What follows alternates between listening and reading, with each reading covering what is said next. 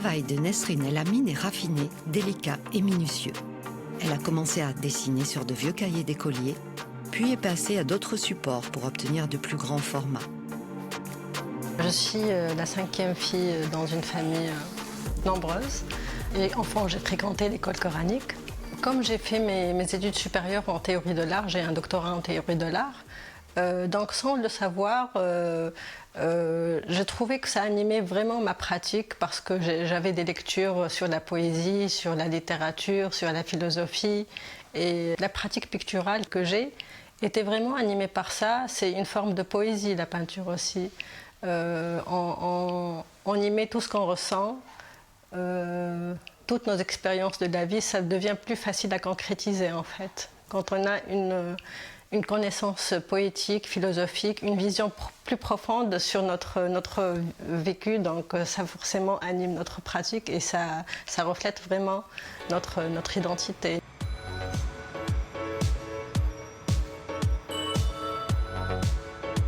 Ces personnages qui paraissent endormis sont une invitation à la réflexion, à la méditation, pour se poser, observer, arrêter un moment le tempo infernal de nos vies et partager l'univers plein de poésie de l'artiste.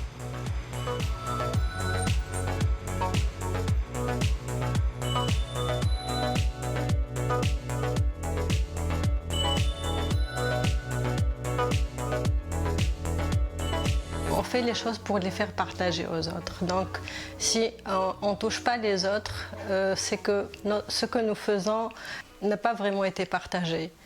Donc, on essaie toujours de transmettre nos sentiments, mais dans le collectif. On veut vraiment que ça soit partagé, que ça soit ressenti par les autres.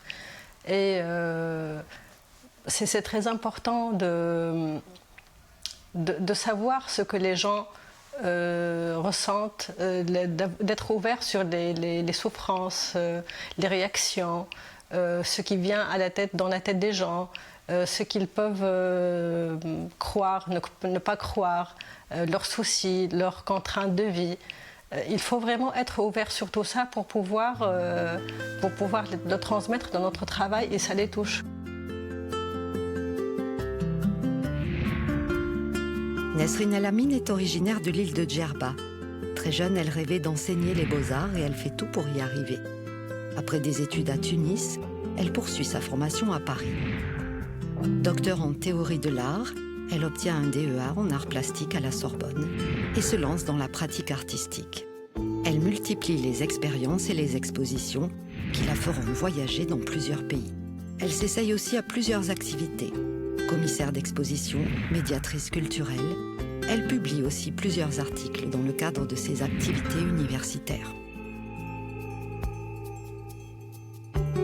Alors, j'ai commencé au tout début de collectionner des poupées Barbie dans les marchés aux puces en Tunisie ou dans les pays où je voyageais. Et j'ai beaucoup aimé l'idée que ça appartenait à des gens que je ne connaissais pas.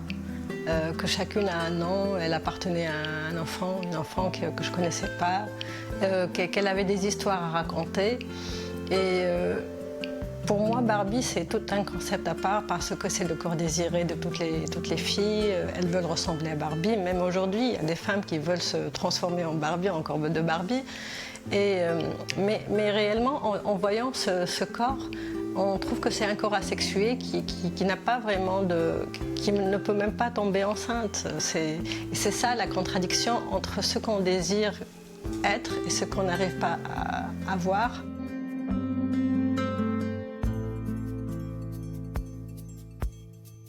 Mes premières œuvres sont nées d'un besoin de transmettre des choses, de concrétiser des choses.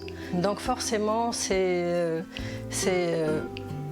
peut-être le mal de vivre dans un corps contraint. Quand on sent la difficulté de dire les choses en face, quand on ne peut pas avouer des choses qu'on ne peut que garder. Et c'est ça qui a animé ma pratique.